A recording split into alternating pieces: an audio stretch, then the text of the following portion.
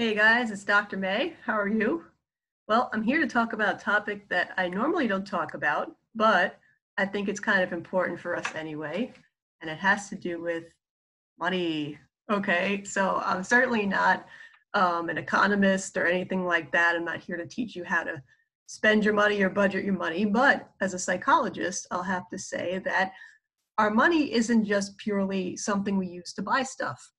We give meaning and purpose to the money that's a reflection of us.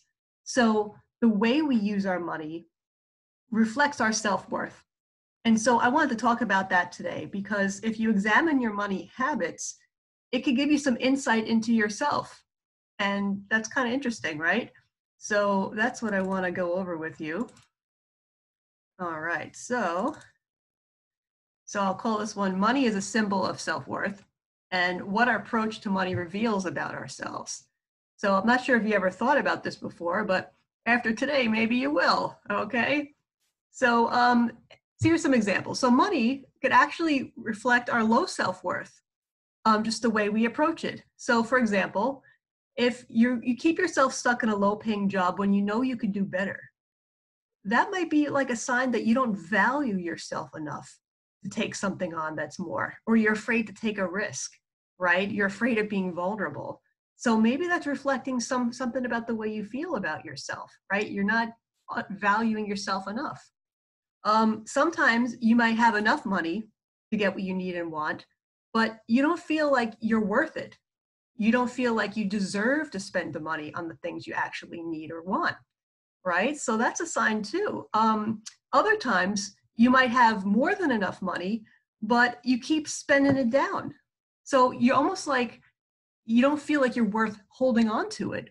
So as soon as you get it, it burns a hole through your pocket, so to speak, and you just spend it on whatever you got to spend it on. And this has no relation to actually how much money you're making. It's just a habit that you might take with you no matter how much you're making. Okay. So those are some things to think about, okay? Another thing is that we so often use money to help us regulate our emotions or ourself. So here are some examples of those kinds of habits. So one is, let's say they call it retail therapy. I'm feeling a little down, a little blah, and then I go to the mall and I start spending, or I go on Amazon and I start buying stuff. And I then start to feel a little happier, at least temporarily, right? So I'm using the spending and the money to boost my mood, right? Other times I might spend things just to feel special or powerful, like look how I'm throwing my money around and I'm leaving a big tip on the table and I'm taking people out to a fancy restaurant and I'm, buying people things, and it gives me a sense of importance, right? And that's why I'm spending money. So it's making me, instead of feeling a little blah about myself, I'm feeling a little better about myself, at least for now, right?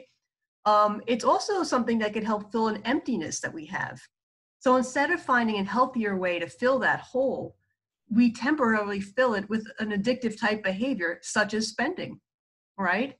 But we ultimately have to go back and deal with the emptiness, but this is like a method we might end up using. Other times, it helps us like everyone has like a set point of how much stimulation they need in their life. Like some people like very low stimulation and like things very quiet and very easy and, no problems. Other people always tend to gravitate to situations where there's a lot of drama, whether it's interpersonal drama or it's money drama or it's work drama or school drama. Like you're always ending up in situations where there's a lot of turmoil. And we could use money for that purpose also. So it brings us up to our certain set point, a comfort level of things being kind of chaotic. So we might do that by overspending or debting or, oh man, the bills are coming. I don't want to look at it. I'm just going to hide them. And then I'm worried about, can I pay it? Did I pay it late? Are they calling me about it? And it kind of creates a certain amount of drama, right? And that kind of might fulfill a certain need. Other times we might hold very tight to the money.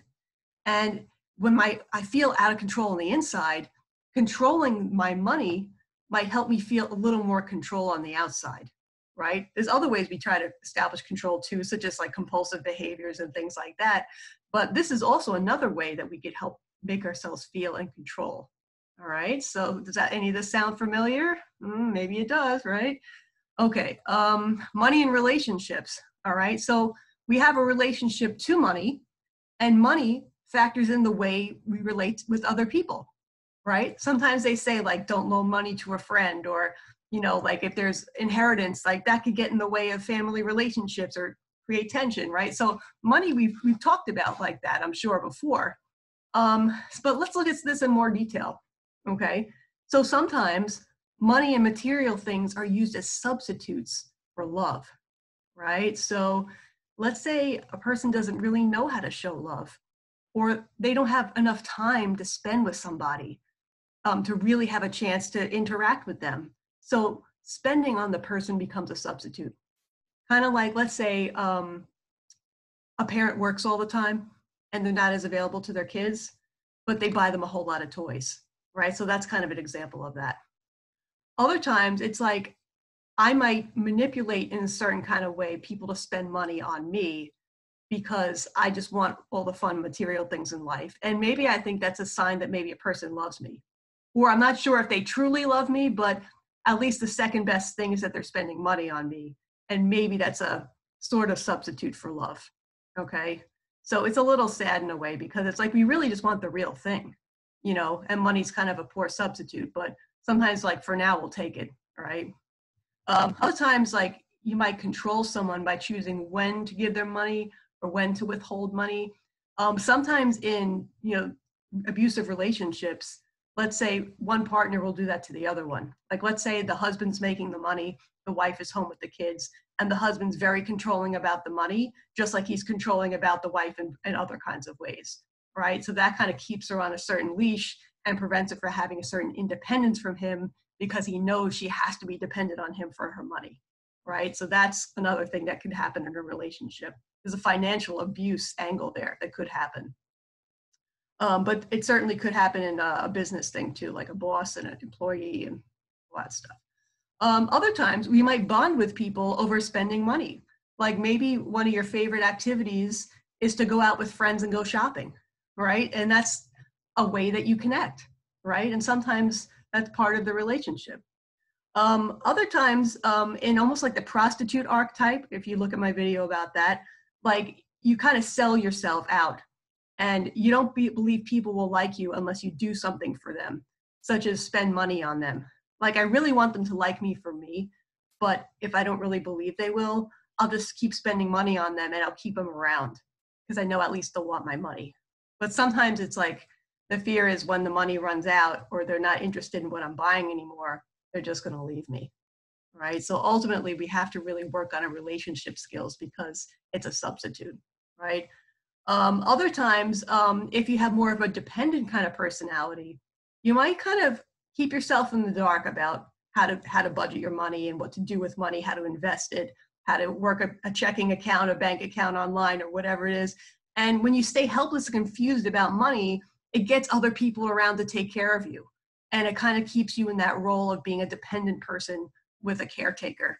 Okay, so it can kind of serve that dynamic as well. All right. So I don't know if any of these things are sounding familiar to you guys, but maybe some, right? Okay, so want to talk about money as an addiction.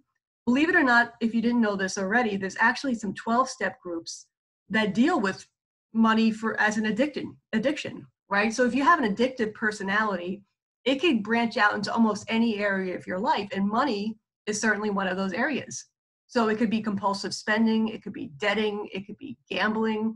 It's all related to this dynamic, okay? But the basic dynamic is, starting on the left for now, although it's a cycle, I have uncomfortable feelings, right? I'm not okay with myself. I'm not okay with how I feel. Maybe I'm bored, I'm sad, I'm anxious, I'm shameful, whatever I'm going through. So to medicate my feelings, I figured out that spending money temporarily makes me feel better, or shopping makes me feel better. So sometimes it even gives me a certain kind of high. Like I feel like, all right, look what I bought and this is so great, right? So it gives me relief from those painful feelings. But then afterwards, there's a bit of a crash, kind of like coming down off of a drug. And you feel a certain amount of remorse for what you spent. Like, ah, man, I didn't really need that.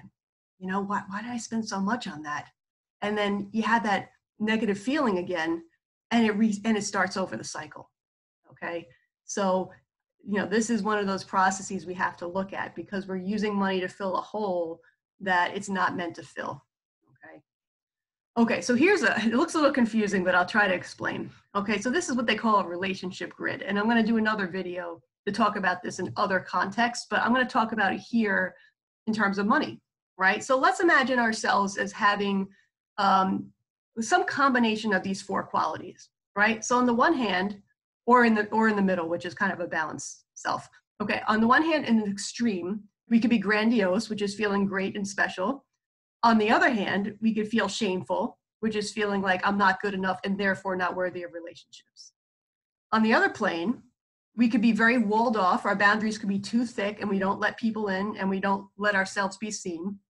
On the other side, we could be boundaryless, where our boundaries are too porous and we reveal too much and we take in too much from other people. Okay? So all this also factors into our relationship with money, right? So let's say on the upper left quadrant, we're grandiose and walled off. So how would that manifest? Maybe you're very stingy about money. You have a lot of money, but you keep it to yourself and you don't want to spend it and you don't want to be generous, right? So you want to be special by having it all for you and looking how rich I am, but you don't share, okay?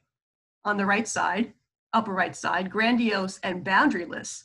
So now we want to look great and special, but I also might overspend my money just to show off how great and special I am. Look at how much I'm spending. Look how rich I am. Look at all the things I can buy, right? And sometimes you might even use it to like manipulate other people because you can, right? And that's intruding on their boundaries. Okay, so that's a grandiose, boundaryless money relationship. Okay, so let's go to the bottom left. So let's say now we're walled off and shameful. Okay, so now I don't feel so good about myself, but it's hard for me to connect with other people and I'm kind of like a little self-isolated. So now I may not be able to spend money on things I need, right? And I might hold on to it just to feel some sense of control because I don't feel that good about myself, all right? So now like I'm walled off because the money doesn't travel from me and outward. It just stays in. It's walled off by my boundaries, okay? Boundaryless and shameful.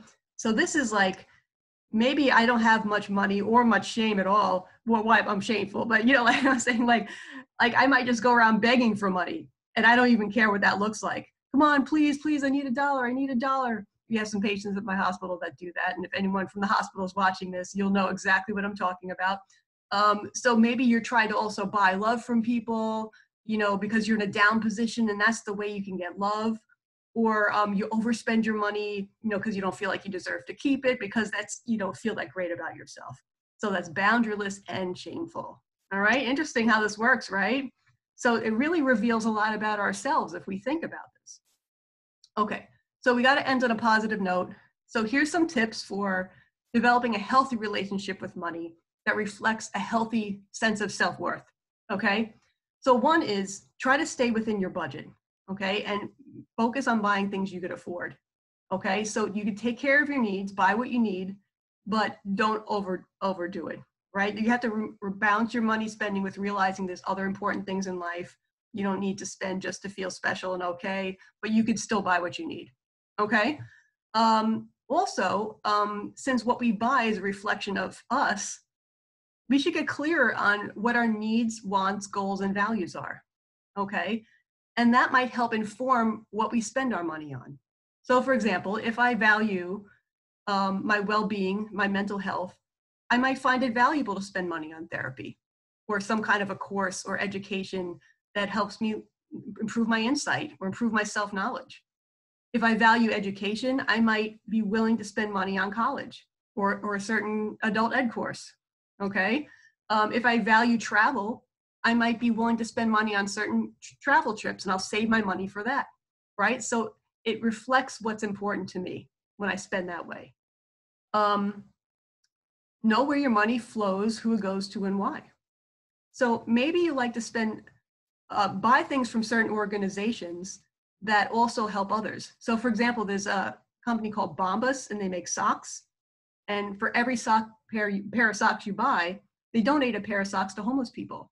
So maybe knowing that makes you feel like, you know what, I know I could buy socks anywhere, but I'm choosing to buy it from Bombas because I like what they're doing. So sometimes like making choices like that makes you feel good. Or sometimes people choose to support a small business because, it helps like the little guy rather than buying something at a big box store. Okay, so that's part of the values associated with money as well. And finally, try to earn money in moral, legitimate ways. And by doing something for a living that's fulfilling to you. So this is in contrast to stealing, which might have happened during an addiction, for example, or doing things off the books in a shady kind of a way, maybe selling drugs, maybe prostituting yourself if that's been part of your history. So if you make money and like make an honest living, so to speak, that'll also help you feel better about yourself. All right. So hope you liked it. I hope maybe you learned a little something about yourself and the way you spend money and what that means. Okay. And if it's showing something about yourself that you're not too happy with, like a self-esteem issue or a self-worth issue, maybe it's the perfect opportunity to look at that, because now that it's shining a light on it, we could deal with it, right? All right. So that's that. And thanks for listening, and I'll see you soon. Okay, bye.